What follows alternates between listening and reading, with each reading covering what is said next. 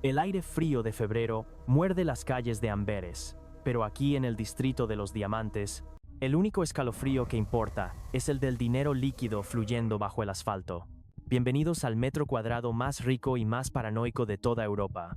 Aquí miles de millones de dólares cambian de manos todos los días, bajo la mirada de cámaras ocultas y guardias armados que confían más en sus armas que en Dios. En el corazón absoluto de este imperio de cristal y codicia, se alza el centro de diamantes de Amberes. Desde fuera parece un edificio de oficinas aburrido y gris. Pero 2 pisos bajo tierra esconde un secreto que desafía a la razón: la bóveda, una fortaleza subterránea diseñada por ingenieros obsesionados con la perfección y consumidos por la paranoia. 10 capas de seguridad pura y dura separan al mundo de un botín que supera el Producto Interno Bruto de varias naciones pequeñas.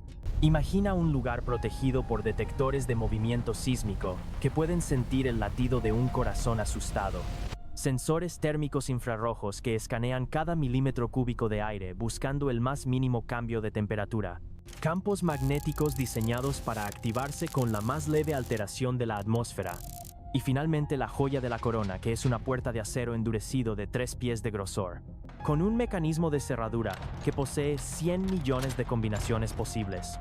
100 millones. El jefe de seguridad del edificio, un hombre cuya arrogancia solo es superada por su fe ciega en la tecnología, solía pasearse por estos pasillos estériles mirando a los comerciantes a los ojos y diciendo con una sonrisa gélida que esta bóveda es sencillamente imposible de robar y que para entrar aquí se necesitaría magia pura. Él creía en sus máquinas, creía en sus muros de acero, pero no sabía que la magia oscura ya estaba caminando por sus pasillos y tomaba su café en la cafetería del edificio. Leonardo Notarbartolo no tenía el aspecto de un mago, ni el de un asaltante de bancos de las películas de Hollywood. Era un italiano de mediana edad impecablemente vestido con trajes hechos a medida, que caminaba con la confianza silenciosa de un hombre que sabe exactamente lo que vale. Pero Notarbartolo no era un comerciante, era un depredador, un ladrón de joyas legendario de Turín, un fantasma que había pasado 20 años perfeccionando el arte de lo imposible, y ahora había llegado a Bélgica atraído por el desafío definitivo. La bóveda inexpugnable cantaba su nombre como una sirena en la niebla, pero Leonardo no planeaba entrar por la fuerza con explosivos o armas de asalto. Él sabía que la mejor forma de destruir una fortaleza no es atacando sus muros desde fuera, sino caminando tranquilamente por la puerta principal y dejando que te inviten a pasar. Durante meses construyó una fachada perfecta. Se estableció como un comerciante de gemas legítimo, alquilando un espacio de oficina en el mismísimo centro de diamantes. La oficina 478 se convirtió en su caballo de Troya particular. Todos los días pasaba su tarjeta de identificación por los torniquetes de seguridad, saludaba a los guardias por su nombre de pila y se ganaba la confianza de las mismas personas a las que planeaba arruinar. Leonardo respiraba el mismo aire que sus víctimas. Su rutina diaria era en realidad una misión de reconocimiento a plena luz del día. Utilizaba cámaras en miniatura escondidas en bolígrafos de lujo y en la esfera de su reloj, para grabar cada ángulo ciego, cada rotación de guardia, cada patrón en el sistema de vigilancia. Mientras los comerciantes negociaban sobre piedras preciosas, él negociaba con el tiempo y el espacio, mapeando la anatomía de la bestia de acero. El ladrón vivía con su presa, su paciencia era aterradora. En una ocasión, durante una reunión rutinaria en las oficinas de seguridad, Leonardo sacó la llave de su propia caja de depósito. Con una inocencia calculada, le preguntó al supervisor si estaba insertando la llave correctamente. Fueron solo 3 segundos. 3 segundos en los que el supervisor bajó la guardia para mirar la llave y explicar el mecanismo. 3 segundos que permitieron a la cámara oculta en el reloj de Leonardo capturar la topografía exacta de una llave maestra que nunca debería haber sido vista por ojos no autorizados. Esa sola fotografía, enviada a sus cómplices en Italia, fue suficiente para comenzar a fabricar un duplicado perfecto. Pero un hombre no puede saquear el paraíso solo. Leonardo necesitaba monstruos a su lado. Desde las sombras de Turín, convocó a su equipo de especialistas. Ferdinando Finotto, un hombre cuyas manos podían leer los secretos del acero y abrir cualquier caja fuerte del planeta, sintiendo las vibraciones más imperceptibles. Pedro Tavano, un genio electrónico capaz de hacer que los sistemas de seguridad más avanzados del mundo mintieran y mostraran imágenes falsas. Y Elio Donorio, el arquitecto de las sombras que conocía las rutas de escape y los túneles subterráneos de la ciudad mejor que las propias ratas. Juntos formaban la Escuela de Turín. Alquilaron un almacén abandonado a las afueras de Amberes. En su interior no guardaban mercancía ilegal. Construyeron una réplica exacta a tamaño real de la bóveda del centro de diamantes. Cada pasillo, cada sensor, cada cámara de seguridad fue recreada con una precisión enfermiza. Durante meses practicaron cada movimiento en la oscuridad. Ensayaron cómo caminar para evadir los sensores de movimiento, cómo respirar para no alterar los detectores térmicos. Practicaron hasta que sus músculos memorizaron la coreografía de la invasión perfecta. Estaban a punto de demostrarle al mundo que la tecnología más avanzada del planeta no era rival para la mente criminal humana cuando se le da suficiente tiempo y una obsesión implacable. El escenario estaba listo y la ciudad de Amberes dormía, sin saber que el robo del siglo no era un plan futuro, sino una pesadilla que ya estaba respirando en su propio sótano, esperando el momento exacto para atacar el corazón del sistema. No hubo disparos en la noche fría del 15 de febrero de 2003. No hubo sangre derramada sobre el mármol italiano. Un imperio de $1.000 millones no fue conquistado por un ejército invasor ni por mercenarios armados hasta los dientes. Fue humillado y despojado de sus entrañas. Utilizando un simple bote de laca para el cabello comprado en un supermercado local, un rollo de cinta aislante negra y una comprensión casi poética de la física y de las debilidades humanas. El fin de semana del día de San Valentín fue el momento elegido. El distrito de los diamantes estaba desierto. Los comerciantes celebraban o descansaban, ajenos a la tormenta silenciosa que se desataba bajo sus pies. El centro de diamantes cerró sus pesadas puertas, pero el mal ya estaba dentro. Leonardo Notarbartolo utilizó su tarjeta de acceso legítima y entró al edificio por la puerta principal, como el hombre de negocios que fingía ser.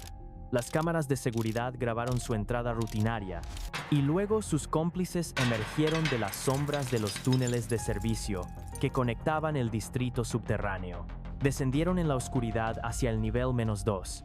El aire allí abajo era frío, y olía a ozono y a polvo filtrado. Frente a ellos se extendía el corredor de la muerte tecnológica. Los detectores de movimiento barrían el pasillo con una precisión matemática, listos para captar cualquier anomalía. Pero el equipo de Turín no intentó destruir las máquinas, simplemente las cegaron con elegancia y astucia. El genio electrónico Tavano avanzó primero. Las cámaras de vigilancia monitoreaban cada centímetro del espacio iluminado. Y entonces aplicó su primer truco maestro. Interceptó los cables de video de las cámaras que apuntaban al pasillo principal y conectó un dispositivo artesanal que sustituyó la señal en vivo por una grabación en bucle del pasillo completamente vacío. En la sala de control de la superficie, los guardias de seguridad miraban aburridos sus pantallas y veían una tranquilidad absoluta y letal. Pero en la cruda realidad, 4 sombras avanzaban hacia el objetivo definitivo. Llegaron a la zona letal de los detectores infrarrojos térmicos. Estos sensores estaban diseñados para detectar el calor corporal humano a varios metros de distancia y activar alarmas ensordecedoras. Una sola respiración agitada sería suficiente para conectar directamente con la sede de la policía belga. Y aquí es donde la laca para el cabello hizo su magia vulgar y brillante. Sacaron los botes presurizados y rociaron una fina capa de químico sobre los lentes de los sofisticados sensores. El frío instantáneo del gas propulsor y la capa de polímero del aerosol congelaron temporalmente la capacidad del sensor para leer los cambios sutiles de temperatura en el ambiente. Tenían exactamente 12 minutos antes de que la laca se evaporara y el implacable sensor volviera a la vida. 12 angustiosos minutos para cruzar el abismo tecnológico. Superaron los densos campos magnéticos utilizando placas de aluminio cortadas a medida, diseñadas específicamente para desviar las ondas electromagnéticas, creando un túnel invisible a través de la red de alta seguridad. Y finalmente llegaron a su oscuro grial, la puerta de acero macizo, la bestia inamovible de 3 pies de grosor y 100 millones de combinaciones posibles, que protegía la mayor concentración de riqueza del mundo. Ferdinando Finotto, el maestro cerrajero de manos de seda, se acercó a la imponente puerta. No llevaba taladros industriales pesados, ni explosivos plásticos de grado militar. Llevaba sus propias manos desnudas y décadas de oscura experiencia, sintiendo el lenguaje silencioso y frío del metal. Colocó sus dedos tensos sobre el dial de la cerradura mecánica principal. Cerró los ojos para concentrarse y bloqueó por completo el mundo exterior. El silencio en la bóveda era tan absoluto y opresivo que solo se rompía por la respiración pausada y controlada de los asaltantes. Finotto comenzó a girar el pesado dial de acero. Sentía las vibraciones microscópicas viajar a través de las yemas de sus dedos entrenados. Escuchaba los clics mecánicos casi inaudibles que indicaban que un tambor interno caía milimétricamente en su lugar correcto.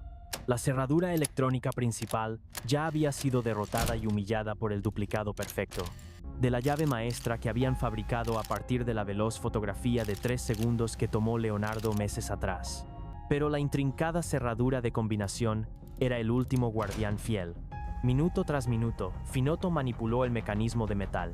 El sudor frío perlaba su frente, pero sus ágiles manos se movían con la precisión quirúrgica de un relojero suizo. 100 millones de secuencias posibles, y él estaba navegando a ciegas para encontrar la única llave hacia el paraíso de diamantes. Y entonces, un sonido sordo, profundo y dolorosamente pesado resonó en la sólida estructura de acero del búnker.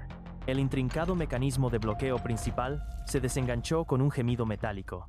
La puerta inexpugnable que desafiaba a los ejércitos cedió bajo la presión calculada de sus manos y se abrió lentamente, girando sin esfuerzo sobre sus gigantescas bisagras bien engrasadas. El interior sagrado de la bóveda se reveló imponente ante ellos, iluminado crudamente por las pálidas luces de emergencia fluorescentes. Era una catedral secreta dedicada enteramente a la codicia humana más pura. 160 cajas de seguridad de acero inoxidable cubrían las altísimas paredes, brillando tentadoramente en la penumbra estéril del recinto. No perdieron ni un solo y valioso segundo, celebrando su triunfo épico. El reloj corría implacable, y la precaria capa de laca para el cabello en los sensores térmicos se estaba evaporando rápidamente. Actuaron como frías máquinas, sin alma, ejecutando la coreografía milimétrica y destructiva que habían ensayado obsesivamente en su lejano almacén oscuro. Con herramientas de tensión endurecidas y veloces extractores personalizados, comenzaron a reventar sistemáticamente las cerraduras individuales de cada una de las cajas de seguridad. Cada puerta metálica que se abría de golpe revelaba un nuevo tesoro inimaginable para el hombre común. Cajas enteras desbordantes de diamantes pulidos y sin registrar, brillando con una luz fría y casi alienígena. Pesados lingotes de oro macizo que reflejaban destellos amarillos en la oscuridad. Joyas históricas de valor incalculable que habían pertenecido en secreto a ricas dinastías europeas caídas en desgracia. Gruesos fajos de dinero en efectivo, atados con ligas en billetes morados de 500 euros, ardientes dólares americanos y estables francos suizos. Los brillantes diamantes llovían ruidosamente dentro de sus inmensas bolsas de lona negra, especialmente diseñadas para el atraco. Eran bolsas fuertemente reforzadas y meticulosamente divididas en pequeños compartimentos forrados, para evitar que las invaluables piedras preciosas se rayaran entre sí en medio del frenesí violento del robo nocturno. Vaciaron despiadadamente la inmensa riqueza acumulada por generaciones enteras en cuestión de unas pocas horas frenéticas. Tomaron todo el peso que sus cuerpos agotados pudieron cargar sobre sus hombros y luego con avaricia aún sacaron un poco más. Destrozaron sin piedad los ahorros vitales y la seguridad financiera de docenas de comerciantes de diamantes independientes, que confiaban tan ciegamente en la reputación de la bóveda, que ni siquiera se habían molestado en pagar costosas pólizas para asegurar sus piedras preciosas más grandes. El inmaculado suelo de mármol de la bóveda quedó rápidamente cubierto de destrozadas cajas vacías, inútiles documentos financieros esparcidos y elegantes estuches de terciopelo desechados con desprecio. Era una dantesca escena de devastación absoluta y ruina económica que contrastaba brutalmente con la fría y presumida perfección de los sofisticados sistemas de seguridad que acababan de ser burlados y pisoteados. Habían trabajado en la oscuridad durante exactamente 4 extenuantes horas y 17 tensos minutos, en las profundas entrañas de la bestia tecnológica. Fue un saqueo metódico, asombrosamente rápido y económicamente brutal. Cargaron las pesadísimas bolsas repletas con más de 100 millones de dólares en puro botín sobre sus doloridos hombros. Y entonces comenzó la delicada y peligrosa fase de retirada invisible. Sabían que no podían simplemente huir en pánico y dejar el evidente caos de los cables a la vista de las patrullas matutinas. Desconectaron cuidadosamente sus avanzados dispositivos de bucle de video de las complejas líneas de las cámaras, devolviendo lentamente la pacífica transmisión en vivo de un pasillo vacío a los monitores adormecidos de los guardias de seguridad del vestíbulo. Limpiaron meticulosamente sus escasas huellas dactilares, eliminaron hábilmente cualquier rastro químico residual de la laca para el cabello, y salieron silenciosamente de la bóveda profanada, cerrando la enorme puerta de acero a sus espaldas. Bloquearon el pesado mecanismo nuevamente girando el dial, para dejar el pasillo de alta seguridad exactamente como lo habían encontrado al llegar. Las sombras frías volvieron a tragar a los fantasmas de la escuela de Turín, mientras se deslizaban sigilosamente por los intrincados túneles subterráneos de regreso a la gélida superficie, abandonando para siempre el edificio antes de que el tímido sol de invierno asomara sobre los pintorescos techos de la ciudad de Amberes. Por la fría mañana de un lunes, el imponente centro de diamantes despertó perezosamente a su estricta rutina habitual. Los uniformados guardias de seguridad tomaron su café caliente, revisaron distraídamente los aburridos registros nocturnos del sistema informático y no encontraron absolutamente nada que estuviera fuera de lo común. Los sensores infrarrojos estaban completamente activos, las múltiples cámaras grababan con normalidad, y la impenetrable puerta de la bóveda subterránea seguía viéndose firme, cerrada e implacable. La legendaria fortaleza seguía siendo una fortaleza aparentemente invicta e inquebrantable. No fue hasta varias agonizantes horas después, cuando el primer y confiado empleado del banco bajó en el ascensor para abrir oficialmente la bóveda y comenzar la jornada comercial, que el mundo entero descubrió la terrible y destructiva realidad. El ordenado interior era ahora un absoluto desastre. La frágil ilusión de seguridad inquebrantable había sido destrozada por completo y expuesta al ridículo. El robo más perfecto e imposible de la historia criminal moderna había sido magistralmente consumado, en el corazón mismo del imperio económico más vigilado y protegido de toda Europa. El atraco perfecto se había consumado. 100 millones de dólares en diamantes puros, oro reluciente y billetes de banco sin marcar habían sido extraídos de la fortaleza más segura de Europa, sin disparar una sola bala. La escuela de Turín había vencido a la tecnología militar, a los ingenieros paranoicos y a la arrogancia de la élite financiera de Amberes. Habían ejecutado una obra maestra criminal que se estudiaría en las academias de policía durante décadas. Pero la ironía más cruel y sangrienta del destino es que incluso los dioses de la planificación meticulosa pueden ser destruidos por el rasgo humano más ordinario y despreciable, la simple, pura y estúpida pereza. Mientras los medios de comunicación mundiales aún estaban ciegos ante la catástrofe que acababa de ocurrir bajo las calles de Bélgica, el equipo de asaltantes ya estaba conduciendo hacia la libertad, con el maletero de su coche alquilado lleno hasta el borde con la riqueza concentrada de 1000 vidas. Habían escapado de la ciudad, solo tenían que seguir el plan. El protocolo de extracción exigía que todo el equipo utilizado en el robo, junto con la basura generada durante la frenética noche en la bóveda, fuera destruido e incinerado sin dejar rastro en lugares seguros y predeterminados en Italia. Nada debía vincularlos con Amberes.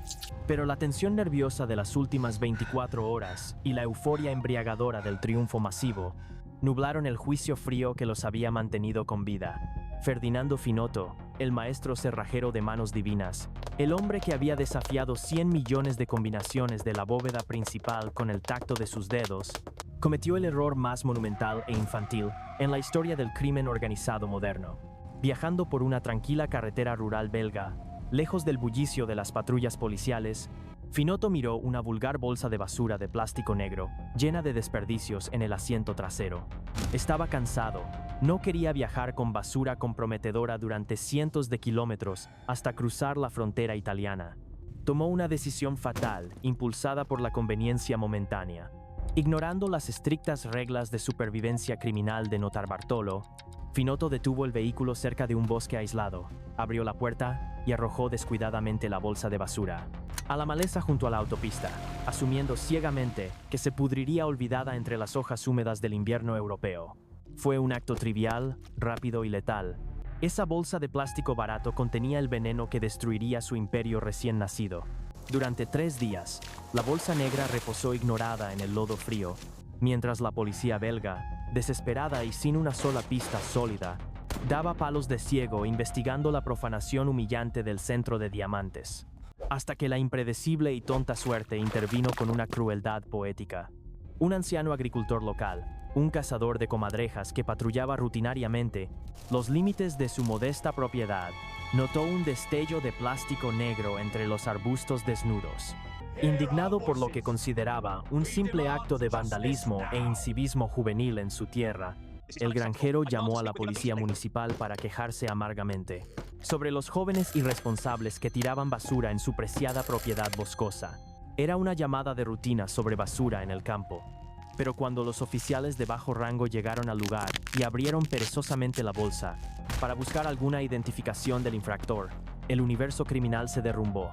No era basura ordinaria, era una mina de oro forense, una confesión completa y detallada envuelta en plástico barato. Dentro de la bolsa negra, entre restos de sándwiches a medio comer, los asombrados investigadores encontraron el santo grial de las evidencias físicas.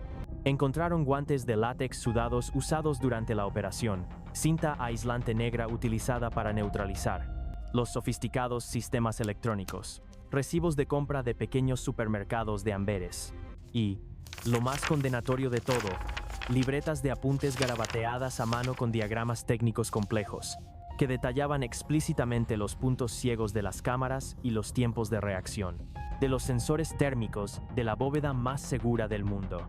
Y como un regalo divino para la fiscalía, también encontraron ADN fresco.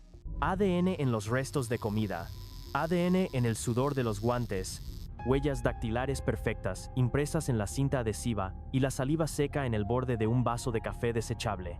La policía científica belga, que hasta ese momento solo tenía el eco de los pasos de los ladrones en los pasillos vacíos, ahora tenía los nombres biológicos de los perpetradores escritos con letras de neón.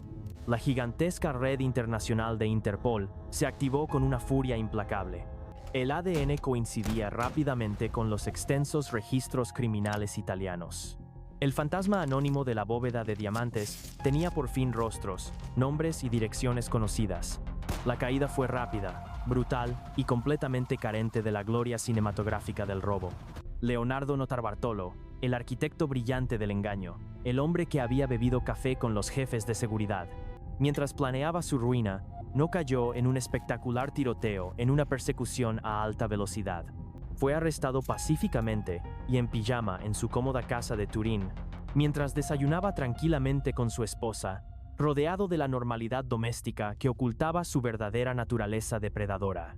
Las autoridades italianas, coordinadas con la policía belga, derribaron la puerta de su vida de lujo. Ferdinando Finotto, el genio de la cerradura que había arrojado estúpidamente su libertad en una zanja fangosa, fue capturado poco después en una casa franca de seguridad, rodeado de sofisticadas herramientas de corte de joyas, de alta precisión técnica y unas pocas piedras preciosas sueltas que coincidían perfectamente con el inventario robado del centro de diamantes. Pedro Tavano, el experto en sistemas electrónicos que había cegado temporalmente a los sensores de calor, intentó huir desesperadamente a Sudamérica, pero fue interceptado en el aeropuerto. Gracias a la cooperación policial transnacional y al rastreo minucioso de sus rápidos movimientos financieros de pánico, el equipo invencible había sido desmantelado en cuestión de semanas por un simple recibo de compra de un supermercado local. El mundo entero celebró ruidosamente la rápida resolución del caso. Los titulares de los periódicos ensalzaban la brillante labor policial y la infalibilidad de la ciencia forense moderna que había atrapado a los ladrones del siglo. Las medallas fueron otorgadas generosamente, pero en medio de los frenéticos aplausos y las presuntuosas conferencias de prensa triunfales de la policía belga, surgió un detalle gélido, silencioso y perturbador que hizo que la sangre de los fiscales de instrucción se helara lentamente en sus venas. Un detalle que transformaba la victoria policial en una farsa monumental y grotesca. Las autoridades habían arrestado con éxito a los autores intelectuales y materiales del audaz atraco. Habían desmantelado eficientemente la red criminal, Pero al registrar exhaustivamente las propiedades lujosas, las cuentas secretas y las cajas fuertes privadas de los ladrones recién capturados, los investigadores se encontraron mirando fijamente al vacío absoluto. Solo recuperaron un puñado miserable de diamantes sueltos y deslumbrantes.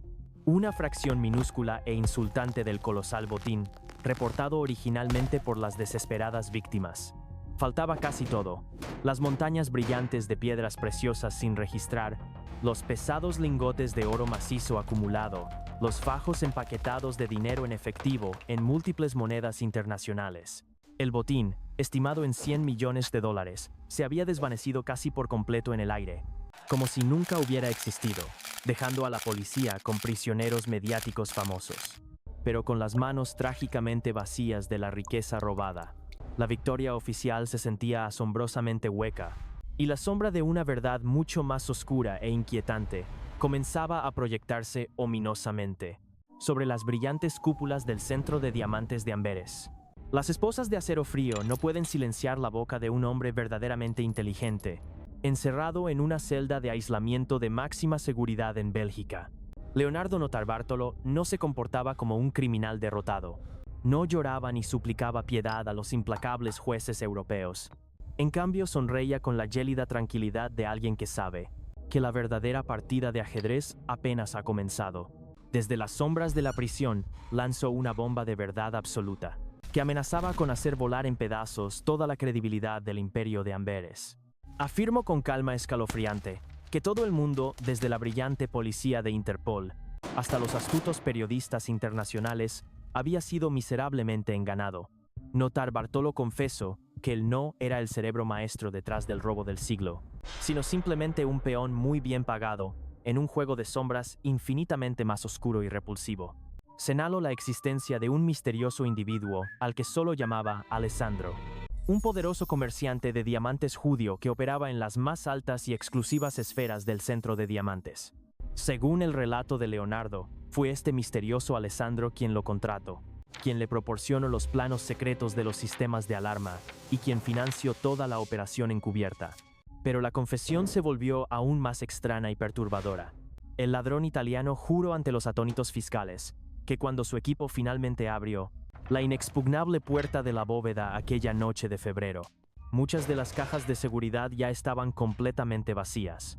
El botín que ellos extrajeron apenas sumaba unos $20 millones, una cifra impresionante pero absurdamente lejana a los $100 millones que las desesperadas víctimas habían denunciado oficialmente a la policía belga y a las gigantescas compañías de seguros.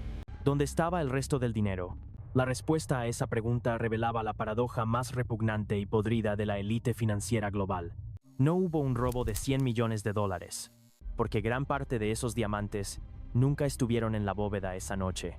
Los verdaderos ladrones no llevaban pasamontanas oscuros ni usaban laca para el cabello para cegar sensores térmicos. Los verdaderos ladrones vestían trajes de seda hechos a medida, se sentaban en las elegantes juntas directivas del banco y bebían champán caro, mientras firmaban pólizas de seguro millonarias. Los grandes magnates del diamante habían estado retirando secretamente sus activos más valiosos del búnker subterráneo durante las semanas previas al atraco planificado. El trabajo de la escuela de Turín fue simplemente proporcionar la coartada perfecta, un espectáculo violento y creíble de invasión externa, para que estos poderosos titanes de la industria pudieran justificar la supuesta pérdida de sus inventarios ficticios y cobrar así indemnizaciones colosales de las aseguradoras internacionales. Fue el fraude de seguros más masivo, orquestado y brillante de la historia económica moderna. Una farsa teatral donde los policías jugaron a ser heroes, los ladrones italianos jugaron a ser villanos, y los verdaderos criminales se sentaron en la primera fila para cobrar el cheque final. Sin embargo, en esta obra maestra de la manipulación financiera, hubo víctimas reales y sangrantes, que pagaron el precio de la codicia de los gigantes. Los pequeños comerciantes de diamantes, los joyeros independientes y las familias trabajadoras que habían confiado ciegamente en la reputación inquebrantable del centro de diamantes. Ellos creían que sus humildes ahorros de toda la vida estaban protegidos por los dioses de la tecnología. Confiaban tanto en la seguridad de la bóveda subterránea que nunca consideraron necesario pagar las costosas primas de los seguros privados. Esa noche de febrero, mientras los gigantes financieros multiplicaban sus fortunas mediante el fraude, estas pequeñas hormigas del comercio lo perdieron absolutamente todo. Sus negocios familiares fueron aniquilados, sus ahorros evaporados y su futuro destruido en un instante, por un sistema que estaba diseñado precisamente para sacrificarlos sin piedad. Las autoridades belgas nunca encontraron pruebas contundentes de la existencia del fantasma llamado Alessandro. Oficialmente, lo descartaron como la mentira desesperada de un convicto que intentaba reducir su ineludible condena penal. Leonardo Notarbartolo fue sentenciado a 10 largos años de prisión en una celda de bloques de hormigón. La policía recibió medallas de honor por su excepcional trabajo forense, con una bolsa de basura recuperada de una zanja. Pero los fríos números matemáticos cuentan una historia radicalmente diferente e imposible de silenciar. El 95% de los 100 millones de dólares robados nunca fue recuperado.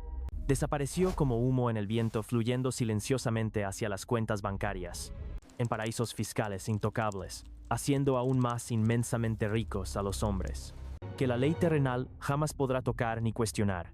A veces los sistemas de seguridad más complejos y paranoicos del mundo no son creados realmente para proteger tu dinero de los criminales externos. Son creados meticulosamente para ocultar la forma en que los propios dueños del sistema te están robando en tu propia cara con una sonrisa amistosa y un apretón de manos cordial. ¿Qué piensas tú sobre este giro final de los acontecimientos? ¿Fue la confesión de Leonardo la verdad absoluta o simplemente la última gran mentira de un maestro del engaño? Deja tu opinión en los comentarios y suscríbete a Tenken Quoban para no perderte nuestras próximas investigaciones profundas. Y si crees que esta fue la máxima manipulación del sistema financiero, prepárate para lo que viene. La próxima semana te llevaremos a un lugar donde un individuo completamente anónimo y sin rostro logró hackear y paralizar todo el sistema bancario de una nación entera, utilizando nada más que una simple hoja de papel en blanco y un conocimiento aterrador de la psicología humana. Es una historia que no querrás perderte por nada del mundo.